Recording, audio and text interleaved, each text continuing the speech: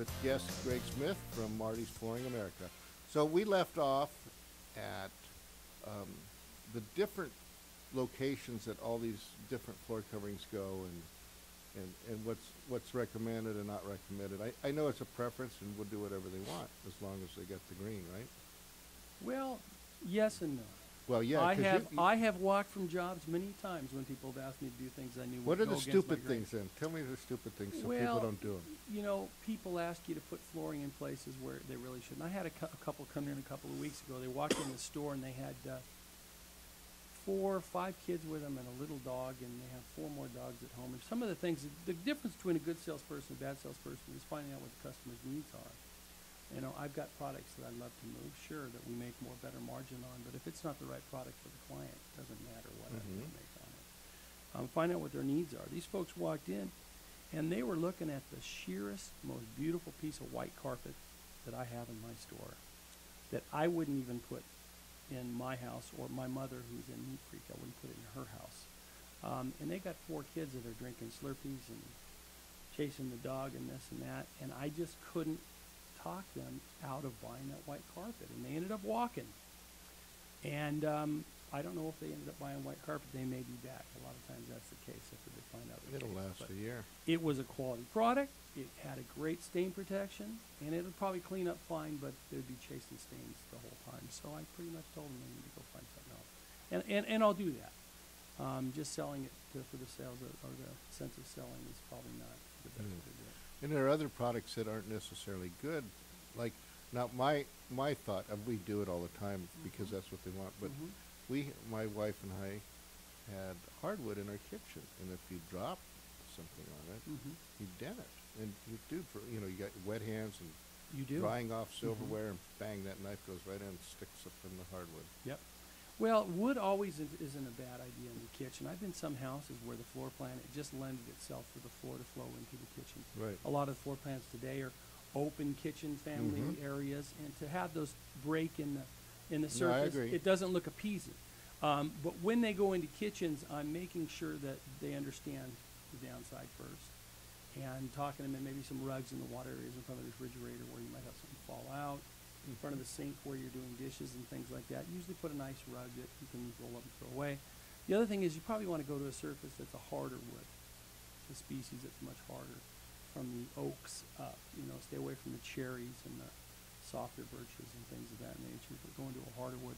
And possibly a distressed hardwood would be best in the kitchen. That way, if you get a ding or a bang, you're not freaking out about it, and you're in good shape. Now, you mentioned water, so I know when you come on to my job to look at laying floor, you do what to check the concrete, especially when you just poured a slab? Well, if it's carpet, I don't care what it is. So we're gonna. It doesn't matter. Carpet breeze, it doesn't really matter. A vinyl surface, yeah, we're gonna check the moisture, but with a wood floor, it's probably the most important thing to do is check the moisture content of the slab. It's very important. Wood is a living, breathing thing, and it's constantly absorbing moisture and releasing moisture. Because that, it's moving.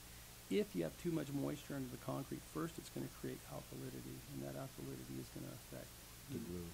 The adhesive is going to be eaten up right away. Alkalinity is basically acid byproduct, and that is going to eat the adhesive. Then it's going to affect the bond of the floor, so eventually the floor will fall apart. And that's a problem here in Santa Clarita. Santa Clarita is basically a riverbed. We live in a riverbed, and there's a lot of water underground here. So certain pockets are very wet. Some of them are dry. You can pretty much tell me the name of your street, and I'll tell you the condition of the slab there because they've been around long enough. Now, the manufacturers have come out with different adhesives at this point, though, that are much more water-resistant adhesives that actually push the water away from the wood floor back into the concrete or contain it. And we use that on all of our floors. We don't give our guys different adhesive for different jobs if they get the same glue for everything.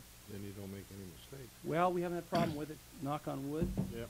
And we'll stay with it. All right, so speaking of wood, I'm actually doing an addition now, and they have it's like a pergola. They got some blue product that they lay down first. Are you familiar with what that is? What was it? Was it spread on the floor, or was it just laying over the top? It was just laying over the top. Well, all laminate type flooring and some of the newer floating wood floors have a Like a slip sheet? Or? Well, it's a moisture barrier, sound barrier, takes up some of the unlevelness in the floor. The only surface that I really personally like to install over floating is a laminate floor. I don't like to install wood floors floating. I think it makes a very expensive wood floor feel like a laminate floor, and you lose that nice warm feel that you get with a solid floor. Most likely what you saw, if it was blue, it was probably a moisture barrier for one of the laminates. They all are different colors, shapes, textures. They all do pretty much the same thing. Create take out some of the unlevelness in the floor, make a smoother walk or a softer walk.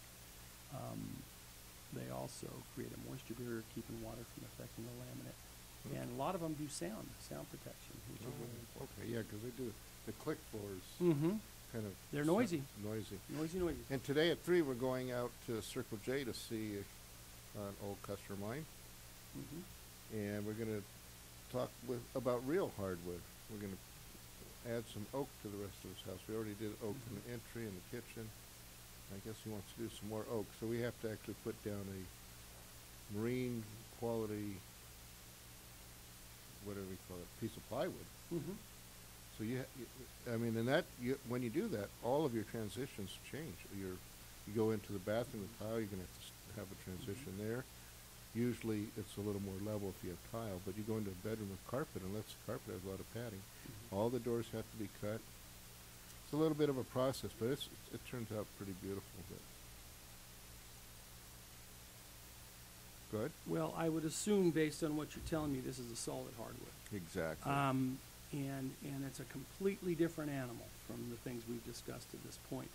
Solid versus engineered. I'd say 90% of what's put down in Santa Clarita is engineered hardwood. Right. Engineered hardwood is, in fact, engineered for stability. And most of the homes that I'm probably talking to are on a concrete foundation. Engineered hardwood lends itself much better to concrete foundation. When you have a solid hardwood, you must put it over plywood. And that's the concern that you have with difference in transitions, door heights, door openings, where it meets other surfaces, can become a big issue. And you definitely need a professional to discuss that with you before you make a decision. And we'll talk about inlays and finishes when we come back on real hardwood.